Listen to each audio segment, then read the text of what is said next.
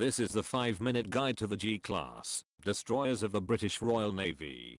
The G-Class were a relatively successful and popular group of British destroyers built in the 1930s.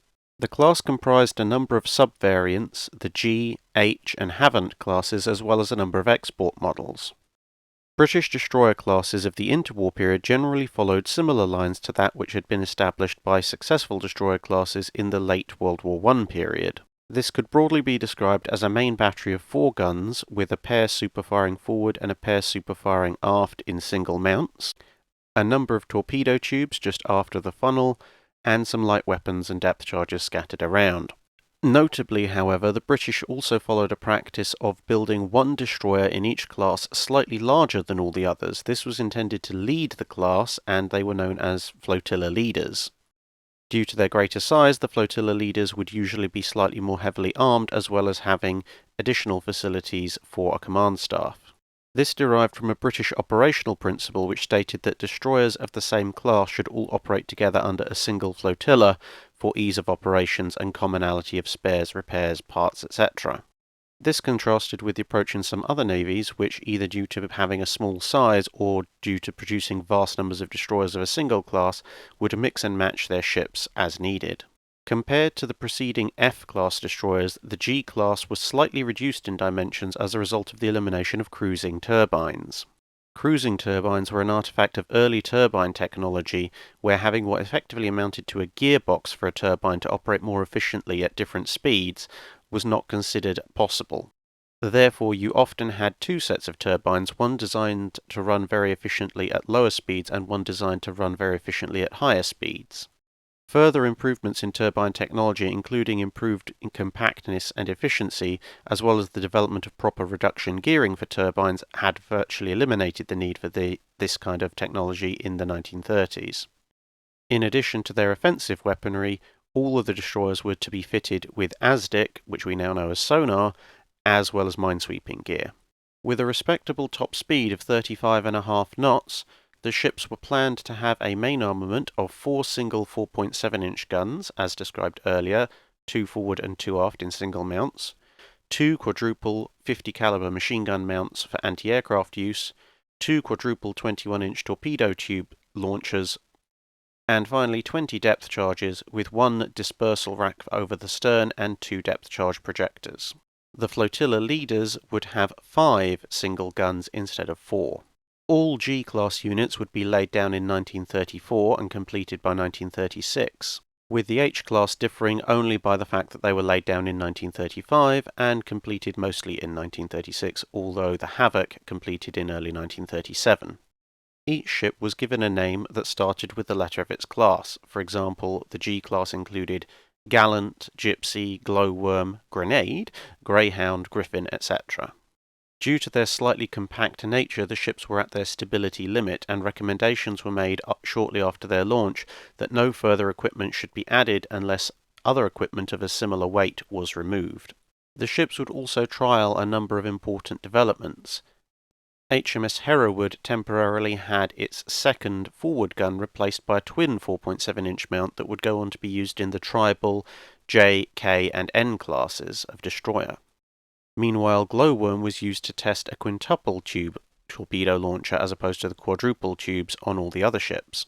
Finally, Hero and Hereward, in part due to Hereward's twin-gun prototype fitting, would have a slightly redesigned bridge structure which would become standard on British destroyers all the way through World War II.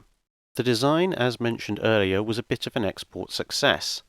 7 ships were built for the Argentinian Navy as the Buenos Aires class. The Royal Hellenic or Greek Navy would also order a pair of modified versions, the Vasilisevs Georgios and the Vasilisa Olga, the latter of which we've already covered in an earlier video. Finally, the Brazilians would order a modified version as the 6 Jirua class ships in 1938. These sacrificed one of the rear guns in exchange for more depth charges and projectors. However, with the outbreak of World War II, these 6 ships were bought by the Royal Navy from Brazil and renamed as the Havant class. Using plans supplied by Britain, Brazil would go on to build the Acre class using guns and machinery from the United States. Due to the aforementioned fact that they were pretty much at their weight limit, Wartime modifications required the loss of other parts of the ship's armament. These modifications included removing the rear bank of torpedo tubes to replace them with a 12-pounder anti-aircraft gun, along with superstructure changes to improve the field of anti-aircraft fire, the replacement of the 50 caliber machine guns with between 4 and 8 20mm Oerlikon cannons, and as the war went on and more capable destroyers came online, the ships would moved over to escort duties. This would see similar modifications to the HIJMS class, with one of the rear guns removed to allow for additional depth charges and launchers, and one of the forward guns replaced by an anti-submarine spigot mortar. Radar and other electronics would also be added, usually replacing the 12-pounder. Pre-war, the ships would serve mostly in the Mediterranean, but were recalled back to the North Atlantic in the most part for use in World War II. The war wasn't especially kind to them, with 2 ships being lost relatively early to German mines. 3 more would be lost in the Norwegian campaign, HMS Glowworm famously taking on the Admiral Hipper, and 2 more being lost at the First Battle of Narvik. 3 more would be lost during the evacuation of Dunkirk, 2 to bombers and 1 to torpedoes. Many of the surviving destroyers were moved back to the Mediterranean fleet, where 2 more were lost to Italian mines and torpedoes, whilst the HIJMS spent most of the war in the North Atlantic on anti-submarine duty, losing 3 to German submarines.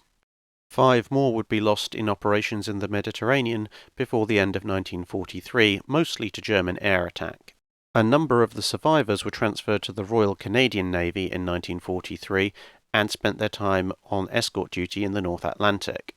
It wasn't all one-sided, though, as the class accounted for numerous German and Italian submarines, destroyers, and aircraft, as well as combining their firepower to help sink a number of Italian convoy ships and damage some larger Italian and German vessels into the bargain. However, by the end of the war, there weren't that many of them left. They were incredibly worn out and essentially obsolete in the face of the newer technology that was driving late World War II destroyer classes.